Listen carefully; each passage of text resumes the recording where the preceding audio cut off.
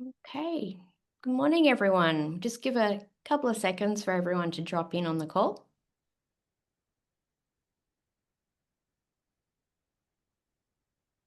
Okay. Good morning. I'd just like to begin today by acknowledging the traditional owners of the lands on which we live and work. And for me, that's the Gadigal people of the Eora Nation. And I'd like to pay my respects to elders past, present, and emerging. So, welcome to Pitch on Demand, everyone. This is the second in the series of webinars we're running. The initiative created in 2020 to give commissioners and streamers the opportunity to consider the gaps in their slates and to provide a specific brief to Australian producers. I'm very excited today that we have joining us here for the very first time a dedicated horror platform as part of the program. So we're excited to have Shudder joining us today, and Jenny Izell is joining us. Welcome, Jenny. Hello. Hi. Hi. You're joining So, us from Austin, Texas. yes, that's correct. Okay, fantastic. So, firstly, can you just tell us a little bit about how the company operates? So, you are under the umbrella of IFC Entertainment Group. Can you tell us sort of what that means, how the pieces of the puzzle fit together, and how does Shudder fit into all of that with your role as well? Yes, absolutely. So we recently went through a rebrand earlier this year to change our name to the IFC Entertainment Group, and that includes three brands, which is the Independent Film Company, RLJE Films, and Shudder. The independent film company and RLJE Films release movies theatrically into the movie theaters, and Shudder is our horror streaming service. So Shudder does also release films theatrically, and they will be paired with IFC Films or RLJE Films and go out to theaters. And a Shudder and IFC co-branded film will often look like maybe more art house or foreign film, like Late Night with the Devil or The Ugly Stepsister, while a co-brand with RLJE Films might look like Mandy or Clown in a Cornfield. So that's a little bit about all three brands and how they work together. Um, and I read for all three brands, but love horror and so read a lot of horror. Fantastic. So, and what do you? So you just said what you cover there. So how do you? Does your role fit within the team? Yeah, so we're a smaller team. So we're all very collaborative and we all read all types of content. So while some of on the team will read more horror, I will still cover documentaries, foreign films, and comedies, anything under the sun that you could think of. But I'm always one of the first people to take the horror scripts or the horror films. Um, so that's just a little bit of how we divide the work. Great, thank you. And just for everyone watching, you can start putting your questions into the Q&A box at the bottom of the screen, and I will get to them as we work our way through. So, how about just a little bit? Can you tell us just a little bit about how Shudder's currently doing in terms of its fan base, and if you have any insights on the Australian market? Yeah. So Shudder buys for territories all across the world, Australia and New Zealand being one of them. We're always trying to include Australia and New Zealand in deals that we make because we have a really strong fan base there, like you said. Um, I feel like every year Shudder's getting bigger and we have more and more fans. Shudder's celebrating its 10-year anniversary this year. So we're celebrating that by releasing awesome films. And yeah. Fantastic. So when it comes to working with filmmakers, can you tell us how you work with the filmmakers who come to pitch to you or to meet with you, and what stage you might generally come on board, and sort of how advanced you like a Of project? course, Three parts to that absolutely. question. No, yeah, you're totally good. So when we meet with filmmakers, which is very often, we get pitched their ideas in all stages of development, and we're always happy to track projects in any stage because we love knowing what is happening in the marketplace. When we meet with filmmakers, we really find it important to have a couple things in place, like the script, the budget, the finance plan, and some level of cast attached. with horror, it varies and you don't need a big star and everything, but the bigger budget we see, the more likely we want to see someone we recognize. So those are the things we like to have if we're looking for a pre-buy. Those are all really important for us because we're not a production house, and so we don't produce the content. And the filmmakers, the advantage of that is you get an auteur-driven filmmaker piece of artwork at the end. Fantastic. Um, so, and then how are you looking to expand your Australian presence? And yeah, Yeah, absolutely. Well, I think part of, me being here is an attempt for us to always be looking at what's happening in Australia.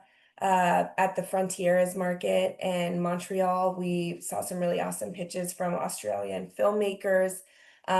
This year, we've had a really couple of awesome Australian films come out. So one is Dangerous Animals, that's directed by Sean Byrne, who's an incredible Australian horror director. We also had The Rule of Jenny Pin, which was a New Zealand production and super awesome.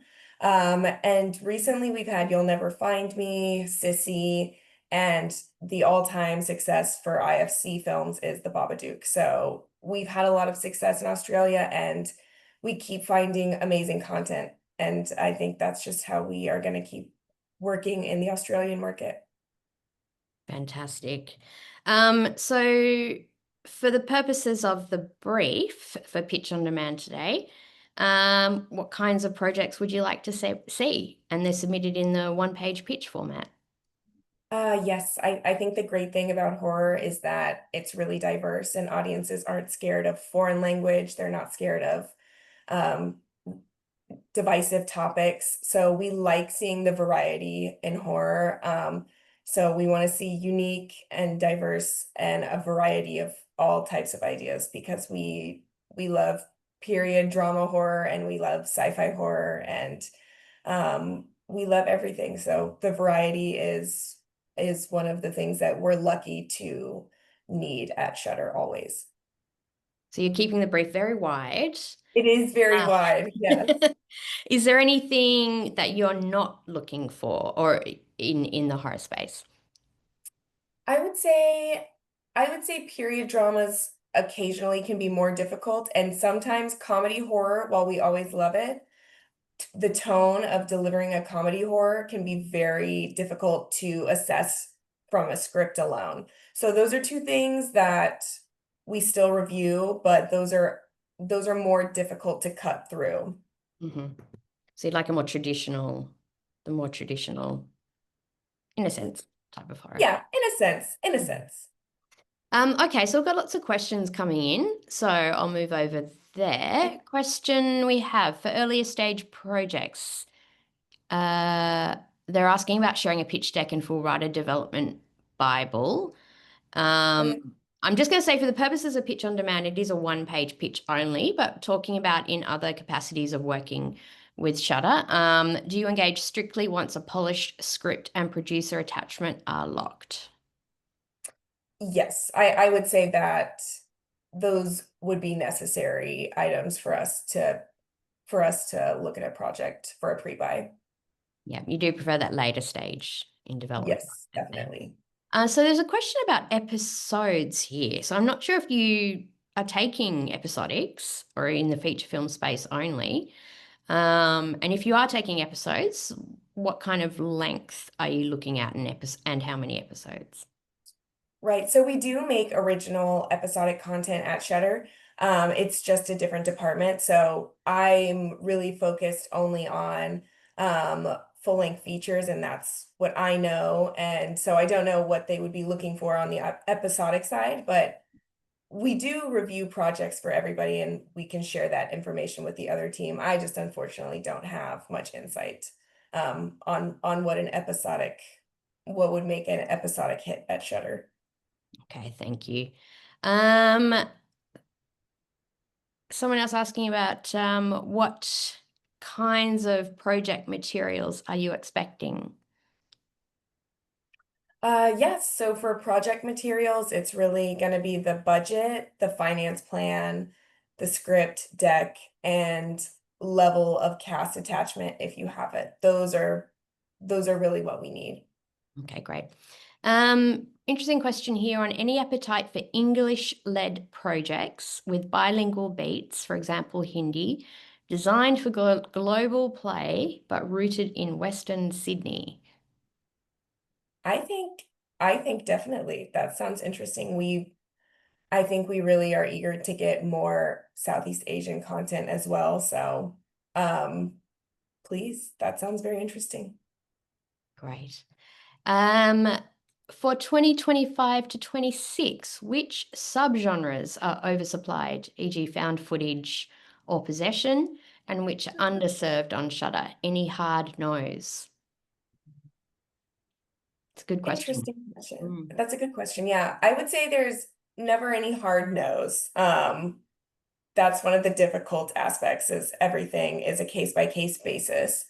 Um, Overserved genres, that's a good question. I think that, hmm, I think underserved right now are creature features. So I can say that confidently. We just had a creature feature land on Shudder and it did incredibly well because there's just no other content like it out there right now.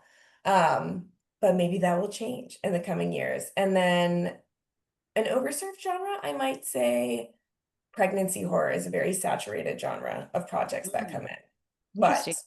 we always we are also doing pregnancy horror. It's never a bad thing. It's just um it is one that we see a lot. That's very interesting. Okay, great. Next question, what's the split between films commissioned versus films acquired? So I would say, I mean, we really don't commission any films. So we acquire everything. Mhm. Um, do we hope that changes in the future? Yes, we're always wanting to change and grow and bring our own projects into the mix, but we just don't have a production facility or a production arm. We do have, one department that does the episodic creations, but for for Shudder right now, it is all acquisitions. Mhm. And are there any types of stories you immediately pass on and are sick of seeing? No, no. I actually don't ever I think maybe I'm a rare case, but I never get sick of reading anything. And I think as long as you tell the story well enough, it will there's something to love in there. So no, nothing I ever get sick of. Any recent originals that are a North Star for tone slash ambition that we should study? The Rule of Jenny Penn is talent driven, psychological, or others. Yes, yeah. Well, I think Rule of Ginny Pin is a great example because it exceeded our expectations on the platform and in theaters. I think it's a really unique concept with talent that that was also just a really mean movie. And so all of those things together just made it really pop on Shudder. I think Clown in a Cornfield is one of my favorite ones we've released. If you haven't seen it, it's just an amazing time. You have so much fun watching it. Dangerous Animals is another one that where it, that's an incredible movie. And it's one that everybody should watch, but that's, I think, exactly the direction that we're trying to head. Fantastic. And what metrics do you apply to decide a film is a success? Hmm. It's that's also a tough question because it's something that I've been learning a lot, and I think it needs to hit unfortunately, so many parts make a movie, and so everything has to be good, and then sometimes there's just a feeling beneath that you feel it's great. And so it's all of the typical, like, are there characters, they have clean motivations, does the story make sense? But then you read so much good content like that, you have to look for another layer of that you feel the passion or the love behind it. Mhm. Um, if you like the concept, would you commission the script? And when evaluating new IP, would a detailed writer's development Bible be a format you'd consider at the concept stage? I think we've already answered this question. Yeah. Is the Well, expectation? I do want to, oh, sorry. I did want to pop in and say we have commissioned actually sequels of films. So I wanted to make sure I was accurate in my, so we've commissioned sequels of like the VHS anthology, and that those have been the only cases where we own the IP. Okay, great. Next question. Your tagline is horror, thriller, and suspense. Are you looking for the second two at the moment or just horror? And I think we can talk about for Pitch on Demand specifically here if you like. Right. Right. No, this is a good question, I think, because horror, thriller, and suspense often all work hand in hand. Mm. Um, I think you do see films on Shudder that aren't, it's not a slasher, like films like You'll Never Find Me that are more psychological. Um, as long as it goes to a dark place, you don't have to have blood everywhere. We just want to see it go to that dark place and evoke the emotions that horror evokes. I like that. Go to a dark place. Yeah. Bring that down for the brief. Yes. Okay, so I think we've answered the next question about any types of horror you have noticed are lacking. I think we answered that with creature features are Yeah, underserved. I think so. In terms of comedy horror outside of Pitch on Demand, because it's a harder sell, would a proof of concept short work to help to get it across the line? Yes, I think proof of concepts are always very helpful for us to watch. Especially, yeah, with comedy horror, definitely that would help a lot. Fantastic. Um, can you talk about, actually, this is a good question. Can you talk about Dangerous Animals at all and how that came to you and how it got off the ground? Was the cast and director attached already? Yes, yeah. So I can talk about that a little bit from what I know. This was a film that was, I believe, fully financed, and they were maybe in post or they were pretty far along in the past the pre-production stage. And they were looking for a partner, and we love Sean Byrne, and we were lucky enough that they decided to go with Shudder, and Shudder and IFC Films. So we released it theatrically, and then it came onto Shudder. So it was not commissioned, and it was not a pre-buy. It was later in the film stage of life, when we purchased it. Okay, thank you. Um, we've answered the next question. How about does franchisability play into your consideration? I think it does a little bit. I think what we're more preoccupied with is a really strong original concept. Because if you have that, then you can see a path for sequels. But I think making a movie so that there can be sequels, we see that happen sometimes, and that's not the strongest original product we can find. So it's Mm, good to have, but if it's organic. absolutely. Okay, we have so many questions coming in, Jenny. It's I love amazing. Like it. it's It's endless. okay. I'm like scrolling down. Do you need full budgeted projects or estimates edge under or over 5 million? Um, I think I think for everybody under 5 million is always a great place Hmm. for all distributors. So there's the films are a case by case basis every time. And that's what makes it so difficult. We get things as small as Skinamarink or small but very mighty, things that have a budget of, below $100,000, and then things all the way up to dangerous animals. Um, so it really just depends on the strength of the project. Yeah. Right. And do you do pre-sales? Um, yes, so we will pre-buy films. That is something we do.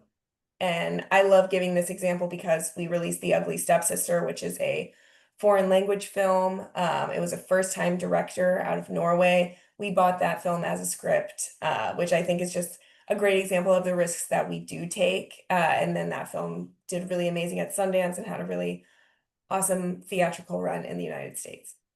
Fantastic. Any appetite for a romance thriller? I would say yes because I don't see those a lot. So, um, as long as it goes to a dark enough place, yes, please. Romance thriller. What is a high budget range that would require known talent? Hmm. I mean, I can't give like an exact number answer. I think, and I would also like to say it's always good to have known talent. But for horror, it's less and less important. Yeah, I think just the higher the number, and you can fill in the blanks for the numbers, but yeah. Okay. Um, any docu-series or hybrid factual? Like cursed films still active, and what angles are missing in the docu-series space? We do acquire docuseries and we also have acquired like documentary films about horror. So most recently we did the Doc of Chucky and we have Eli Roth's curated horror series. It they're always good for us to look at. I think the appetite for that is always fluctuating, but we put documentaries about filmmakers and docuseries on Shudder yearly, so it is always there. Fantastic. And what are green flags from an emerging creative team that may not be able to bring a large volume of credits? Yeah. I would say in that case, having a proof of concept or a short, having some work that demonstrates your previous passion, even if it's on a scrappy budget and and you don't have a lot of credits. Um, if it's a strong enough story and it's a strong enough vision, that can really that expresses itself. Um, so that's what we would be looking for. And would you be able to link someone like that to a larger production house or to talent? Is that something you would do? Yeah, I mean, I would say that starts dipping into production, which is again not exactly what we do, but if, we have connections and are always happy to facilitate the art being made. So 100%, if it's an idea that we love, we will help get it off the ground.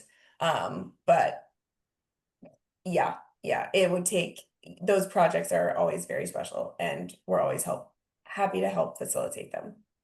Right.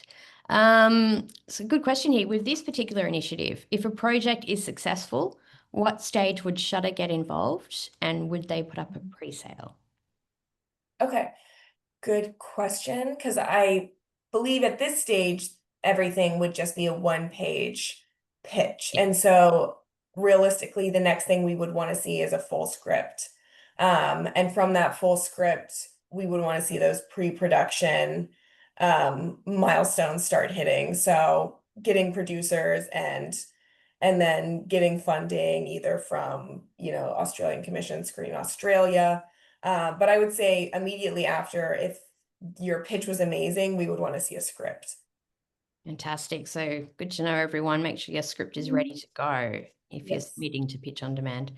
Considering low budget genre cinema as a high success rate at the box office, is there a budget ceiling that writers should keep in mind? I think that's a really good question. Because I think you see a lot of really amazing movies get made on no money. I think that it's a really good creative exercise to try to limit the budget to as small as you can. You see a lot of really amazing films come out of that way, and on Shudder we have an amazing crew of filmmakers called the Addams Family who make films with no budget, and they do amazing. And one went to Fantasia this year and won Best Film. So I think it's a fun creative exercise to try to cap your budget, but the sky is the limit when you're writing. So, Hmm, fair enough. And just when we were speaking about the $5 million range, was that in mhm. Australian dollars or are you speaking American dollars there? Oh. I'm speaking in American dollars. Yeah, being American. Yeah. Okay. Just so everyone knows. So, Yeah. if a project clearly aligns with your needs but is not yet market ready, would you consider a development conversation? Um, or do you strictly engage at production finished? I feel like we've answered this, but maybe you could just reiterate that one a little bit. Yeah, I mean, I think we are happy. It's not uncommon that we see a project that's in an earlier stage and we meet with producers once or twice to help guide it in the way that we think would benefit the project most. I would say that's kind of the extent of our developmental assistance because we want it to be a auteur driven piece of content. So we want the project to be completely from the filmmakers. Okay, great. Does the level of Australianness count for or against a film, e.g., characters very seated in place with Australian lingo and so on? Hmm. That's a good question. I think that the films that we have seen in the recent year, when I think of like Rule of Ginny Penn, Dangerous Animals, and even I think of The Babadook, I think all of those films don't play up the Australianness, but I don't think I can't think of a movie that does play up the Australianness. Unfortunately, maybe like The Surfer. So I think what I have seen, it's just like a good story and it just happens to be in Australia. I think we see a lot of that succeed. But I've like I said, I haven't seen the other options. So I Fair enough. think we'd be happy to look at both. So we're getting close to time. I'll do three more questions. Can you advise rights and territory Shudder would license if they chose a project with this initiative? Yeah, I can always say that Shudder has English speaking territories. So North America, UK, Ireland, Australian, and New Zealand. Mhm. We like having all territories if we can have them, but we do prioritize North America. Okay, great. Um, okay, here we go. Just about the brief specifically and the lack of creature features. Would you count Yes. creature body horrors, e.g., werewolves, within that category? And have you found Yes. if there is an audience preference for practical effects versus CGI? Well, first I would say yes, werewolf body horror counts as creature features. So I think hopefully that's the next creature that comes back. Um and could you repeat the second part of the question? Um, have you found if there is an audience preference for practical effects versus CGI?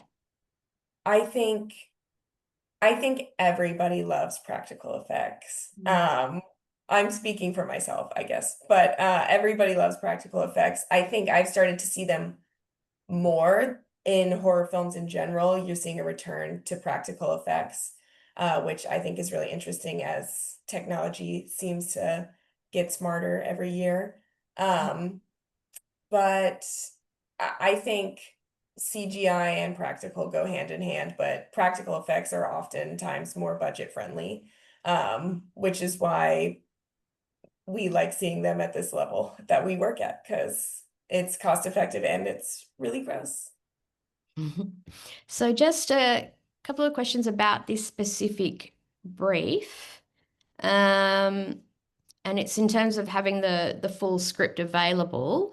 Is it Yeah. so I would say this, so I would just answer this one. So once you submit your one-page pitch, if you don't have the full script available, that's something that could come at a later date. And through SPA, we would certainly send that on if Shudder were interested in the script, in seeing the script, even if you don't have it for the one's page pitch specifically.